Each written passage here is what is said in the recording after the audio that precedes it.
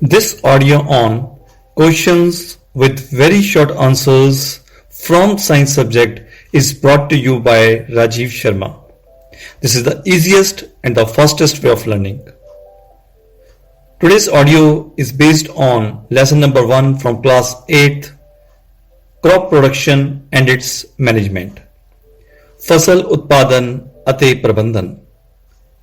ਪਹਿਲਾ ਪ੍ਰਸ਼ਨ ਹੈ, ਬੀਜਾਂ ਦੁਆਰਾ ਉਗਣ ਵਾਲੀਆਂ 3 ਫਸਲਾਂ ਦੇ ਨਾਂ ਲਿਖੋ।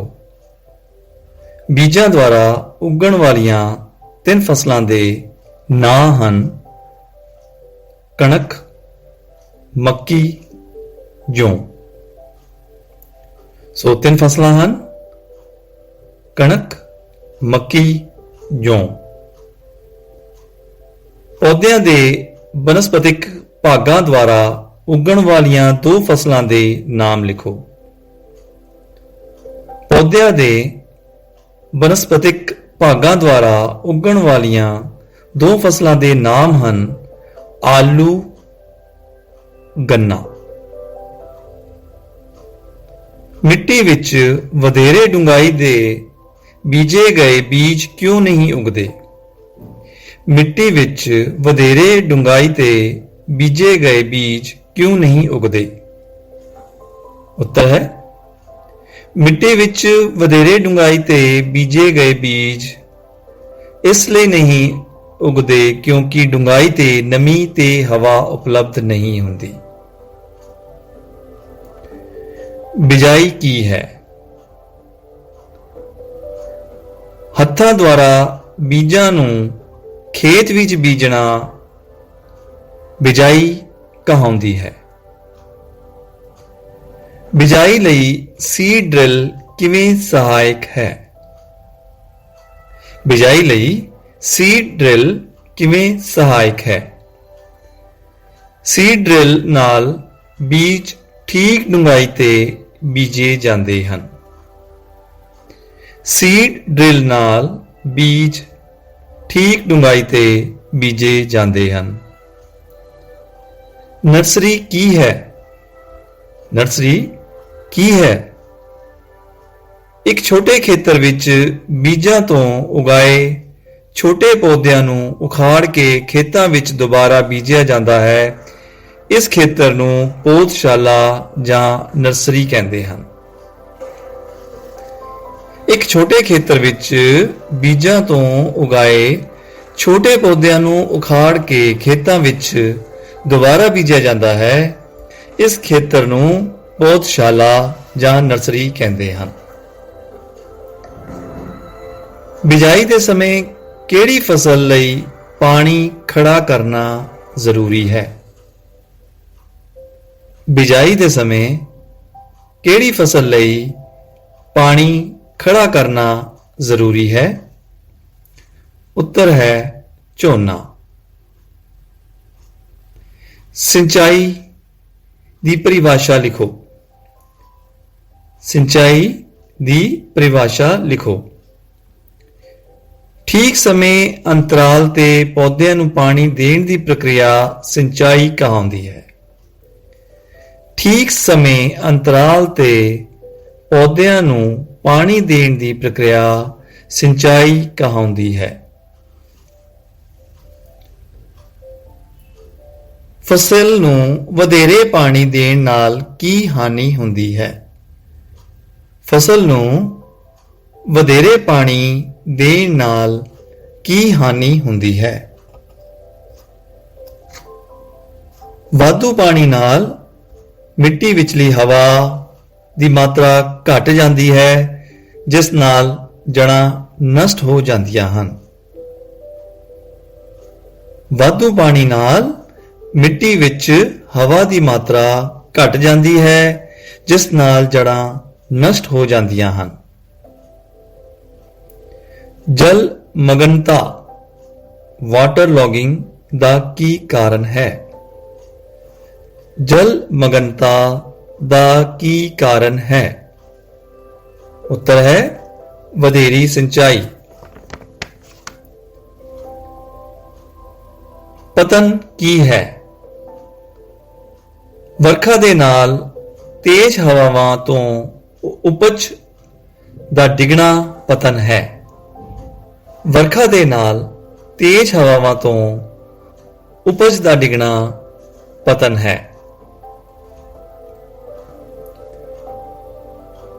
ਕੀਟ ਕੀ ਹਨ? ਕੀਟ ਕੀ ਹਨ? ਫਸਲਾਂ ਨੂੰ ਨਸ਼ਟ ਕਰਨ ਵਾਲੇ ਜੀਵ ਕੀਟ ਕਹਾਉਂਦੇ ਹਨ। ਫਸਲਾਂ ਨੂੰ ਨਸ਼ਟ ਕਰਨ ਵਾਲੇ ਜੀਵ ਕੀਟ ਕਹਾਉਂਦੇ ਹਨ। ਕੀਟਨਾਸ਼ਕ ਕੀ ਹਨ? ਕੀਟਨਾਸ਼ਕ ਕੀ ਹੈ? ਕੀਟਾਂ ਨੂੰ ਨਸ਼ਟ ਕਰਨ ਵਾਲੇ ਰਸਾਇਣ ਕੀਟਨਾਸ਼ਕ ਹਨ। ਕੀਟਾਂ ਨੂੰ ਨਸ਼ਟ ਕਰਨ ਵਾਲੇ ਰਸਾਇਣ ਕੀਟਨਾਸ਼ਕ ਹਨ।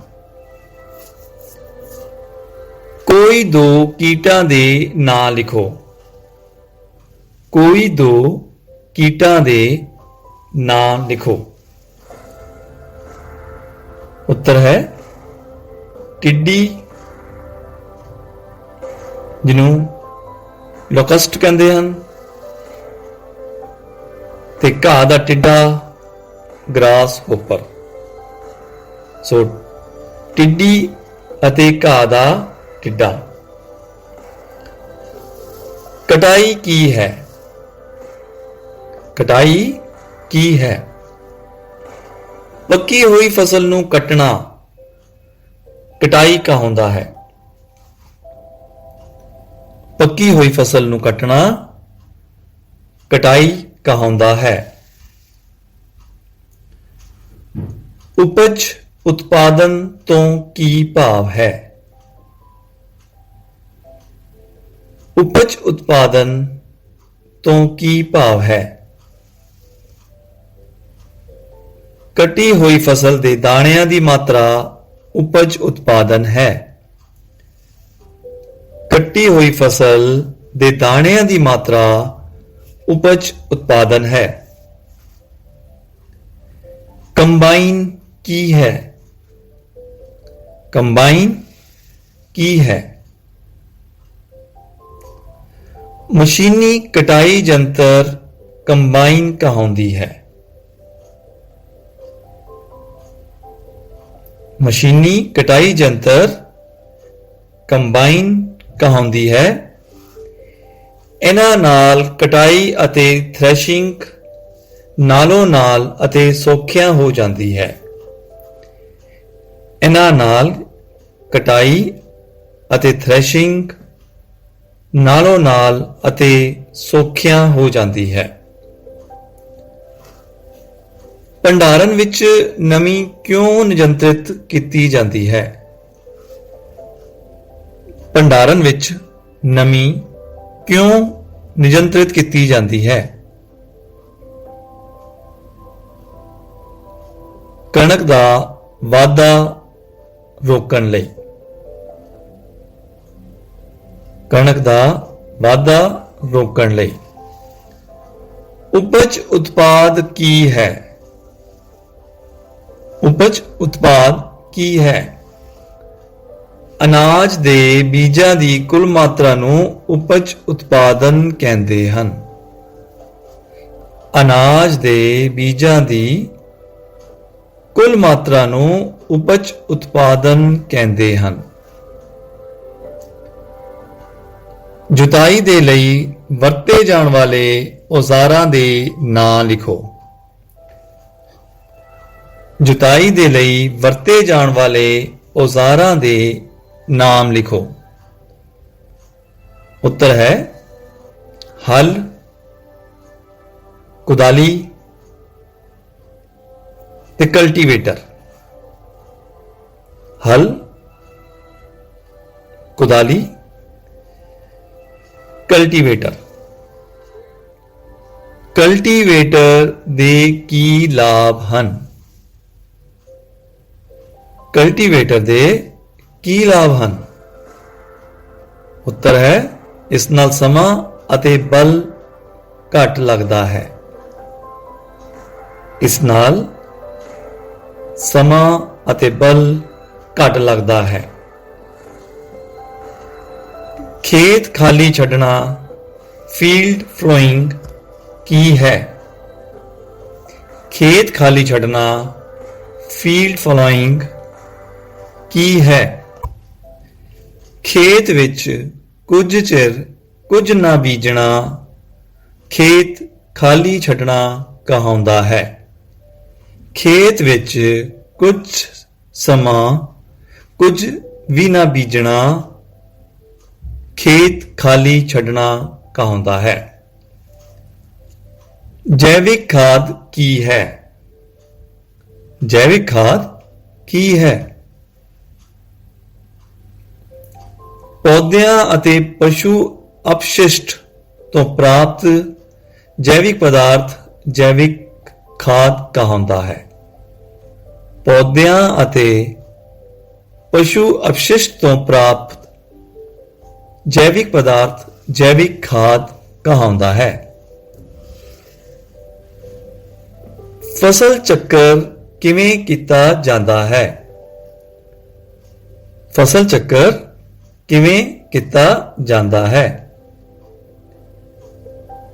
ਮਿੱਟੀ ਦੇ ਪੋਸ਼ਕ ਤੱਤਾਂ ਦੀ ਪੂਰਤੀ ਦੇ ਲਈ ਇੱਕ ਫਸਲ ਦੇ ਬਾਅਦ ਦੂਸਰੀਆਂ ਹੋਰ ਫਸਲਾਂ ਨੂੰ ਉਗਾਇਆ ਜਾਂਦਾ ਹੈ।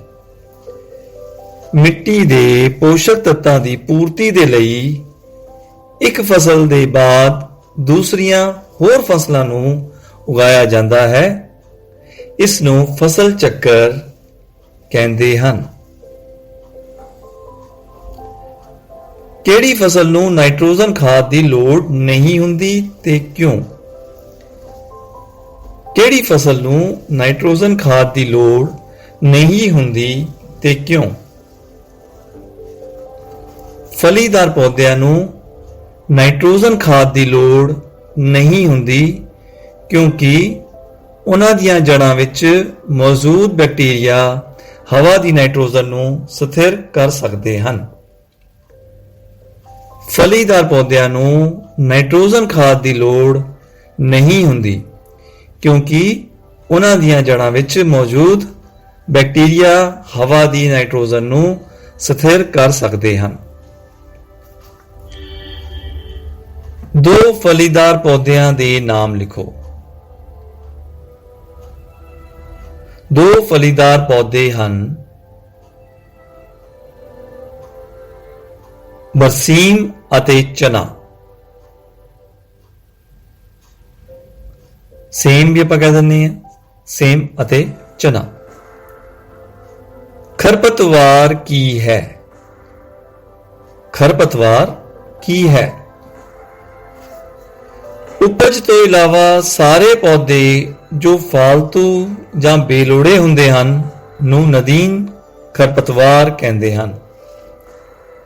ਉਪਜ ਤੋਂ ਇਲਾਵਾ ਸਾਰੇ ਪੌਦੇ ਜੋ ਫਾਲਤੂ ਜਾਂ ਬੇਲੋੜੇ ਹੁੰਦੇ ਹਨ ਨੂੰ ਨਦੀਨ ਖਰਪਤਵਾਰ ਕਹਿੰਦੇ ਹਨ।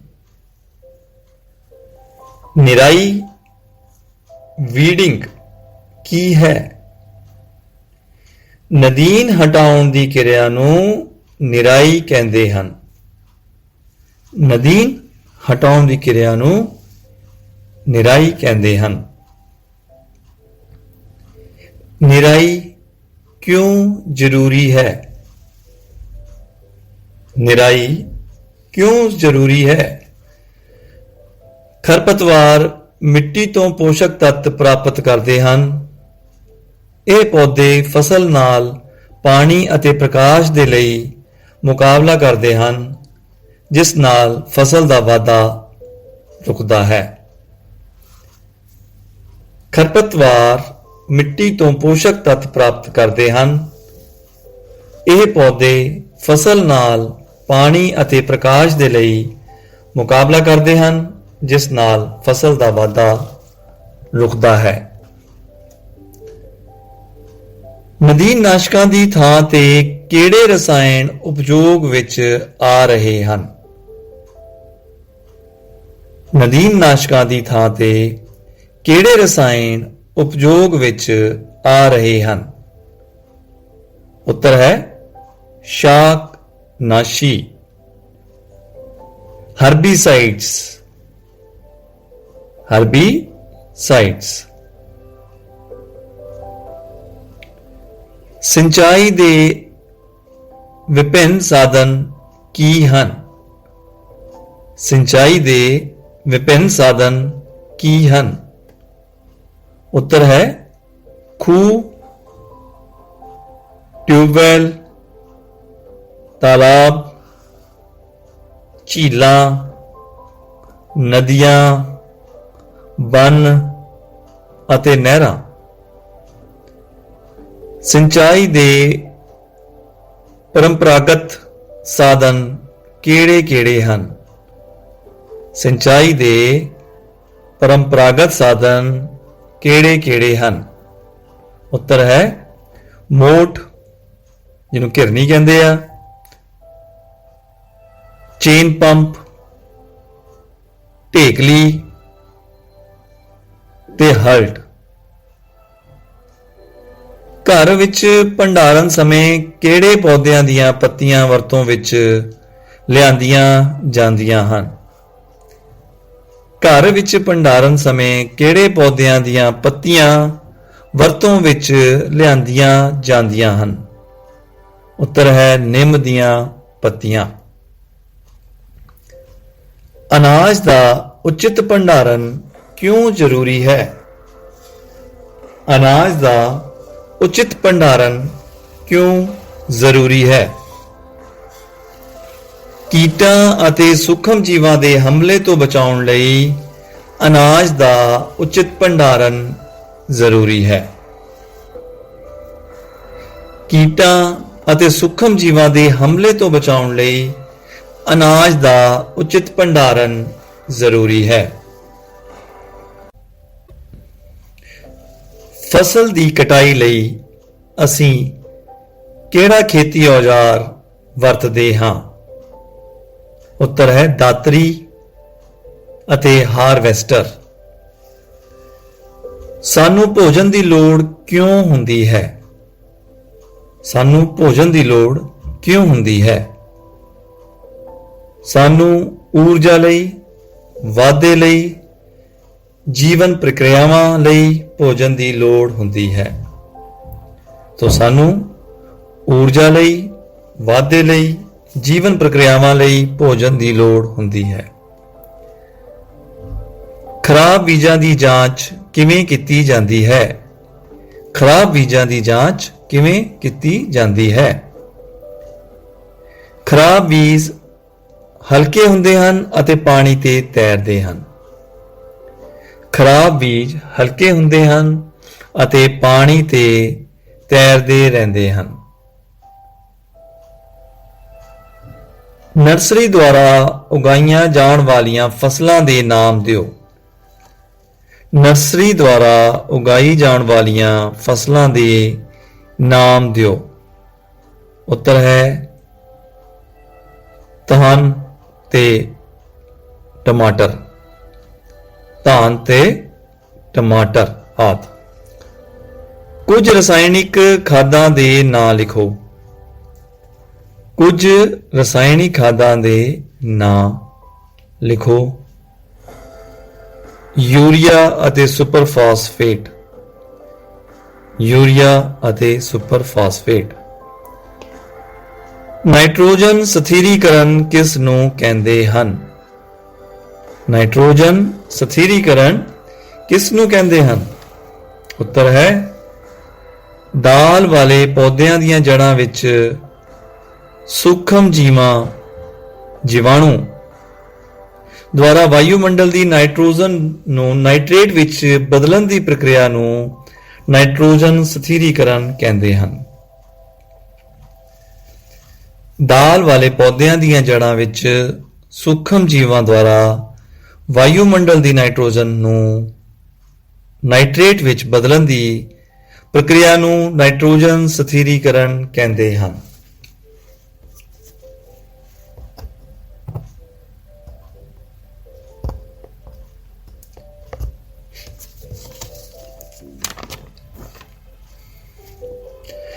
ਦੇਸ਼ ਦੀਆਂ ਦੋ ਮੁੱਖ ਫਸਲਾਂ ਦੇ ਨਾਂ ਲਿਖੋ। ਦੇਸ਼ ਦੀਆਂ ਦੋ ਮੁੱਖ ਫਸਲਾਂ ਦੇ ਨਾਮ ਹਨ ਕਣਕ ਤੇ ਚਾਵਲ। ਉਤਪਾਦ ਕੀ ਹੈ? ਖੇਤਾਂ ਵਿੱਚ ਫਸਲ ਨੂੰ ਉਗਾਉਣ ਦੇ ਬਾਅਦ ਜੋ ਪਦਾਰਥ ਮਿਲਦੇ ਹਨ ਉਹਨਾਂ ਨੂੰ ਉਤਪਾਦ ਕਹਿੰਦੇ ਹਨ। ਖੇਤਾਂ ਅਥਵਾ ਪਾਣੀ ਵਿੱਚ ਫਸਲ ਨੂੰ ਉਗਾਉਣ ਤੋਂ ਬਾਅਦ ਜੋ ਪਦਾਰਥ ਮਿਲਦੇ ਹਨ ਉਹਨਾਂ ਨੂੰ ਉਤਪਾਦ ਕਹਿੰਦੇ ਹਨ। ਮੌਸਮਾਂ ਅਨੁਸਾਰ ਉਪਜ ਨੂੰ ਕਿਵੇਂ ਵਰਗੀਕ੍ਰਿਤ ਕੀਤਾ ਜਾਂਦਾ ਹੈ? ਉਪਜ ਦਾ ਵਰਗੀਕਰਨ ਹੈ ਰਬੀ ਅਤੇ ਖਰੀਫ ਉਪਜ।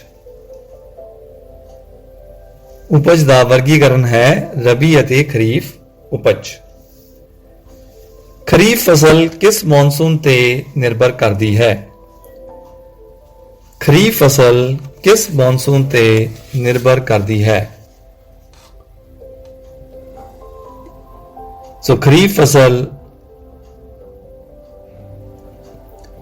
ਦੱਖਣ ਪੱਛਮੀ ਮੌਨਸੂਨ ਤੇ ਨਿਰਭਰ ਕਰਦੀ ਹੈ। ਦੱਖਣ ਪੱਛਮੀ ਮੌਨਸੂਨ ਤੇ। ਖਰੀਫ ਫਸਲ ਕੀ ਹੈ? ਜੂਨ ਤੋਂ ਅਕਤੂਬਰ ਵਿੱਚ ਉਗਾਈ ਜਾਣ ਵਾਲੀ ਫਸਲ ਖਰੀਫ ਫਸਲ ਹੈ, ਜਿਵੇਂ ਝੋਨਾ, ਮੱਕੀ ਆਦਿ। ਰਬੀ ਫਸਲ ਕੀ ਹੈ? ਨਵੰਬਰ ਤੋਂ ਅਪ੍ਰੈਲ ਵਿੱਚ ਉਗਾਈ ਜਾਣ ਵਾਲੀ ਫਸਲ ਰਬੀ ਫਸਲ ਹੈ। ਇਹ ਮੌਨਸੂਨ ਤੇ ਨਿਰਭਰ ਨਹੀਂ ਕਰਦੀ। ਉਦਾਹਰਣ ਹਨ ਕਣਕ ਤੇ ਫਲੀਦਾਰ ਪੌਦੇ। ਖੇਤੀ ਪੱਧਤੀਆਂ ਕੀ ਹਨ? ਖੇਤੀ ਪੱਧਤੀਆਂ ਕੀ ਹਨ? ਫਸਲ ਉਗਾਉਣ ਲਈ ਕਿਸਾਨਾਂ ਦੁਆਰਾ ਕੀਤੇ ਗਏ ਕਿਰਿਆ ਕਲਾਪਾਂ ਨੂੰ ਖੇਤੀ ਪੱਧਤੀ ਕਹਿੰਦੇ ਹਨ। ਫਸਲ ਉਗਾਉਣ ਦੇ ਲਈ ਕਿਸਾਨਾਂ ਦੁਆਰਾ ਕੀਤੇ ਗਏ ਕਿਰਿਆ ਕਲਾਪਾਂ ਨੂੰ ਖੇਤੀ ਪੱਧਤੀ ਕਹਿੰਦੇ ਹਨ। ਖੇਤੀ ਔਜ਼ਾਰ ਕੀ ਹਨ? ਖੇਤੀ ਔਜ਼ਾਰ ਕੀ ਹਨ? ਖੇਤੀ ਪੱਧਤੀਆਂ ਵਿੱਚ ਉਪਯੋਗ ਹੋਣ ਵਾਲੇ ਔਜ਼ਾਰਾਂ ਨੂੰ ਖੇਤੀ ਔਜ਼ਾਰ ਕਹਿੰਦੇ ਹਨ। ਖੇਤੀ ਪੱਧਤੀਆਂ ਵਿੱਚ ਉਪਯੋਗ ਹੋਣ ਵਾਲੇ ਔਜ਼ਾਰਾਂ ਨੂੰ ਖੇਤੀ ਔਜ਼ਾਰ ਕਹਿੰਦੇ ਹਨ। ਪੌਦੇ ਮਿੱਟੀ ਵਿੱਚੋਂ ਕੀ ਪ੍ਰਾਪਤ ਕਰਦੇ ਹਨ? ਪੌਦੇ ਮਿੱਟੀ ਵਿੱਚੋਂ ਕੀ ਪ੍ਰਾਪਤ ਕਰਦੇ ਹਨ? ਪਾਣੀ ਅਤੇ ਖਣਿਜ। ਉੱਤਰ ਹੈ ਪਾਣੀ ਅਤੇ ਖਣਿਜ। ਫਸਲ ਉਗਾਉਣ ਤੋਂ ਪਹਿਲਾਂ ਜੁਤਾਈ ਕਿਉਂ ਜ਼ਰੂਰੀ ਹੈ? ਫਸਲ ਉਗਾਉਣ ਤੋਂ ਪਹਿਲਾਂ ਜੁਤਾਈ ਕਿਉਂ ਜ਼ਰੂਰੀ ਹੈ? ਜੁਤਾਈ ਨਾਲ ਮਿੱਟੀ ਪੋਲੀ ਹੋ ਜਾਂਦੀ ਹੈ। ਇਸ ਵਿੱਚ ਹਵਾ ਦਾ ਫੈਲਾਅ ਹੋ ਜਾਂਦਾ ਹੈ ਅਤੇ ਨਮੀ ਰੱਖਣ ਦੀ ਸਮਰੱਥਾ ਵਿੱਚ ਵਾਧਾ ਹੁੰਦਾ ਹੈ। ਜੁਤਾਈ ਨਾਲ ਮਿੱਟੀ ਪੋਲੀ ਹੁੰਦੀ ਹੈ, ਇਸ ਵਿੱਚ ਹਵਾ ਦਾ ਫੈਲਾਅ ਹੋ ਜਾਂਦਾ ਹੈ ਅਤੇ ਨਮੀ ਰੱਖਣ ਦੀ ਸਮਰੱਥਾ ਵੱਧ ਜਾਂਦੀ ਹੈ। ਬੀਜਾਂ ਦੁਆਰਾ ਉੱਗਣ ਵਾਲੀਆਂ 3 ਫਸਲਾਂ ਦੇ ਨਾਮ। ਬੀਜਾਂ ਦੁਆਰਾ ਉੱਗਣ ਵਾਲੀਆਂ 3 ਫਸਲਾਂ ਦੇ ਨਾਮ ਹਨ ਕਣਕ, ਮੱਕੀ ਤੇ ਜੌਂ।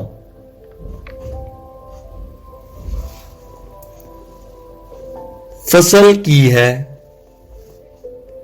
ਫਸਲ ਕੀ ਹੈ?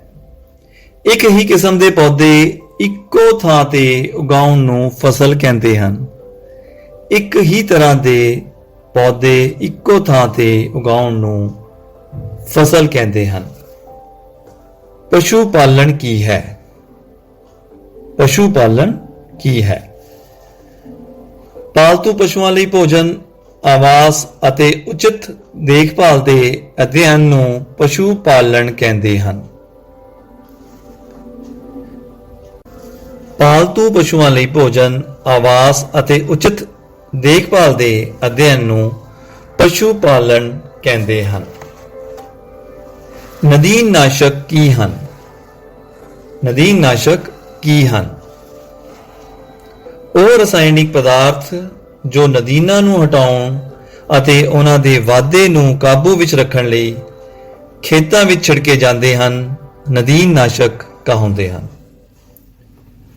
ਉਹ ਰਸਾਇਣਿਕ ਪਦਾਰਥ ਜੋ ਨਦੀਨਾਂ ਨੂੰ ਹਟਾਉਣ ਅਤੇ ਉਹਨਾਂ ਦੇ ਵਾਧੇ ਨੂੰ ਕਾਬੂ ਵਿੱਚ ਰੱਖਣ ਲਈ ਖੇਤਾਂ ਵਿੱਚ ਛਿੜਕੇ ਜਾਂਦੇ ਹਨ, ਨਦੀਨਨਾਸ਼ਕ ਕਹਾਉਂਦੇ ਹਨ।